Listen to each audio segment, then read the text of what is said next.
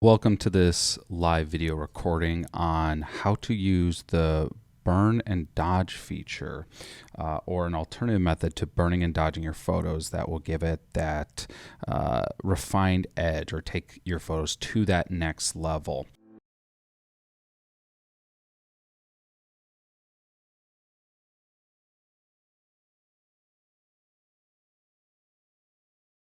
So I'm going to be working on this photo here that we have in our workspace.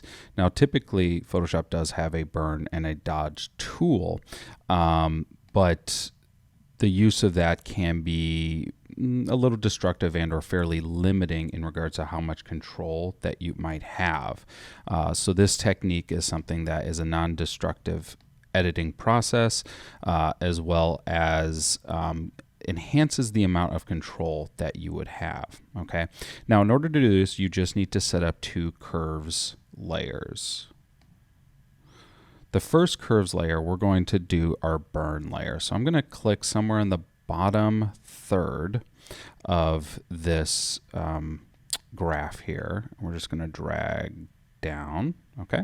Then I'm just going to hit Control I or Command I to mask that out, and I'm just going to call this my burn layer. Okay, and I'm going to do the same thing and create a dodge layer. This time I'm clicking the upper third and dragging up. Okay, and Control I to undo it. All right, now that I have my burn and my dodge layers, I'm actually just going to group these. You can hit Control G or Command G. That groups them in. D and B, dodge and burn. Okay. So now that I have those, I'm actually going to start with my burn. And what I'm going to do is I'm going to select the paintbrush.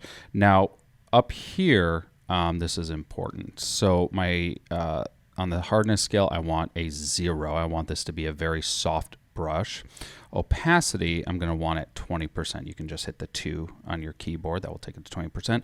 Flow, I like it about 50%. Now, the idea is you want to essentially paint with a white brush in this layer mask right here, since white is the opposite of black. And you're looking for anywhere that you would want to paint a natural shadow or want to bring out a shadow.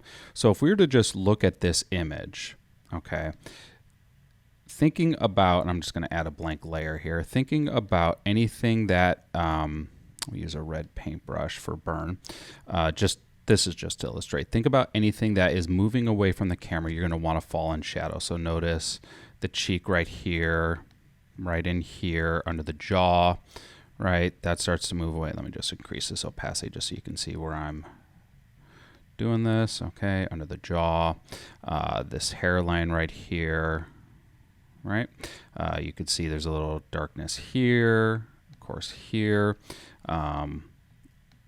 Lines on the body right here.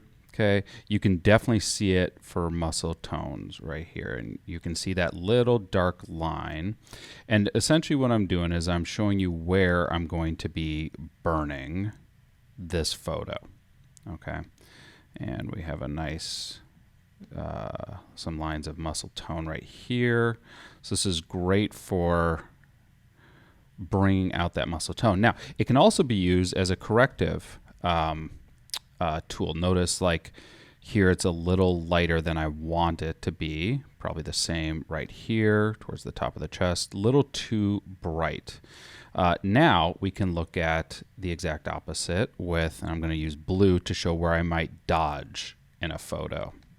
So when I think about dodging a photo, particularly a portrait, like the forehead I want to be a little bit brighter.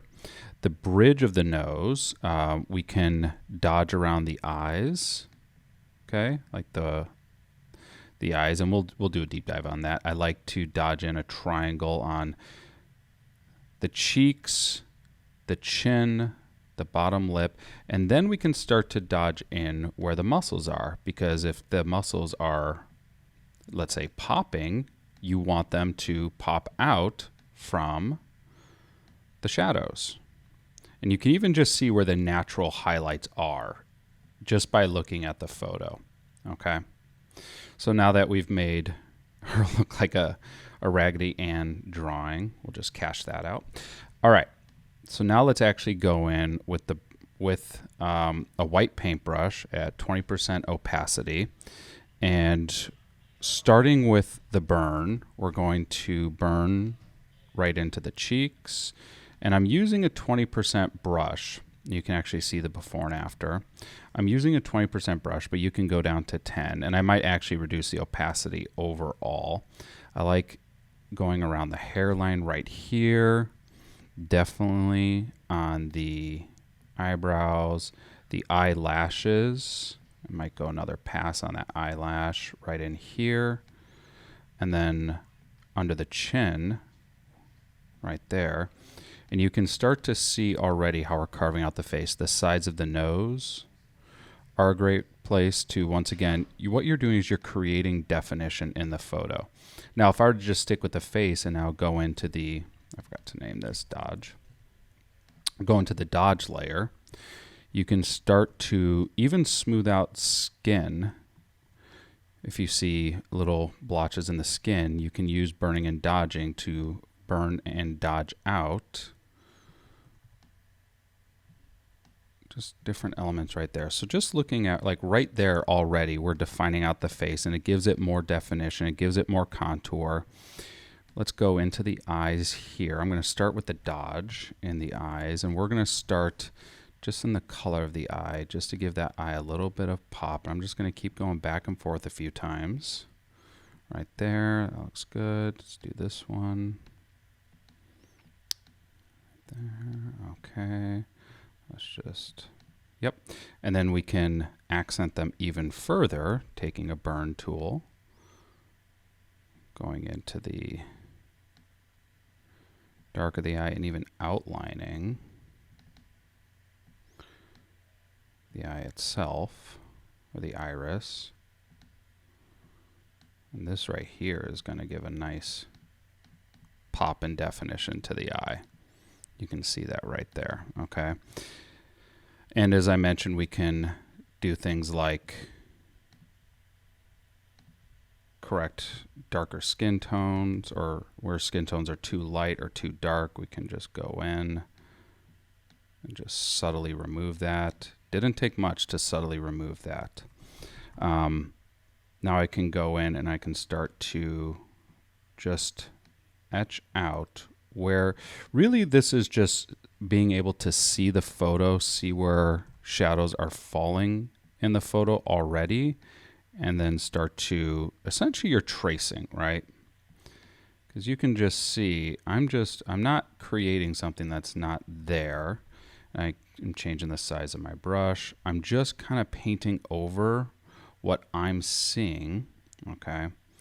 And if I don't like something, well, I can just go in with either with a black brush and undo it, or with a white brush on the dodge panel and undo it that way, okay? There we go. Selected the wrong brush on accident, okay.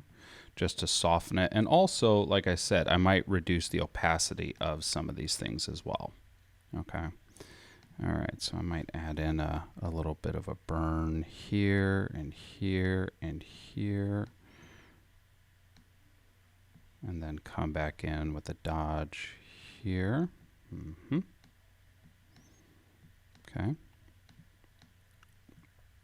All right, let's see. And then I like to dodge around the abs, making the abs pop a little bit. Right in here. Had a highlight right here on the ribs, the edge here. Okay. Last one's a little much. Just undo that. Go 10. There we go. So sometimes I might even change the opacity just to. So looking at this, if I were to back out right here, we've already started to define out a lot of how she looks. But from there, I might go in and start to fine tune this a little bit more. Like, I definitely like the hair because light, especially on lighter hair, light tends to really blow out lighter hair. So I might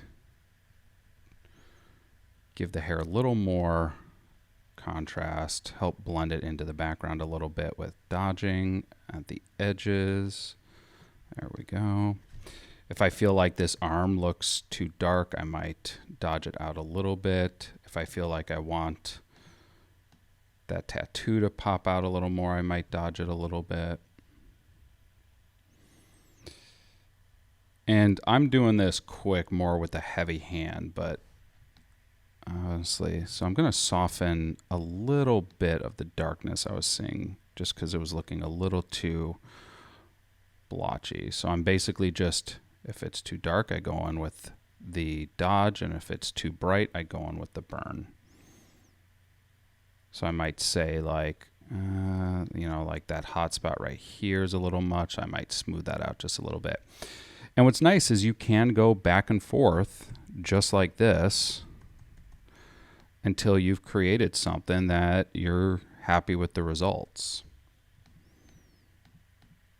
And you can just see that before and after. All right. So then I might look at that and say, those burns are a little too intense. I'm going to back that whole layer off just a bit. Like, I like them there, especially like in those abs. Like, I like showing that definition, but it's a little much. I don't want it to look like an illustration. You want this to enhance what is already there, not create something that does not exist. I might smooth out the tan lines right here, literally just by dodging in the dark area, and then you can burn in the light area just a little bit. And you could even take that a little bit more. Like, I could go in with the curves palette, once again looking to darken it, but then also you want to add more color to it. The opposite of blue is yellow. So if I were to take down blue, it turns it more yellow, right? So we undo that and come back in, and not only will this darken it, but it will add in the color yellow. I'm at 10%. Let me go to 25% just so you can see the difference right there. Okay. And you could even do that, like, if you wanted more color in certain parts of the body, like like in that case, her armpit was a little white, and that's it. So this did not take long, just a few minutes. And if you were to look at that before and after, it really gives the photo that just little bit of refined edge to finish it out. So that's it. Thanks so much for tuning into this tutorial. Hopefully you found it helpful. If you want to see more samples of my work, you can check me out on Instagram at jpatrickphoto or jamespatrick.com. Thanks so much.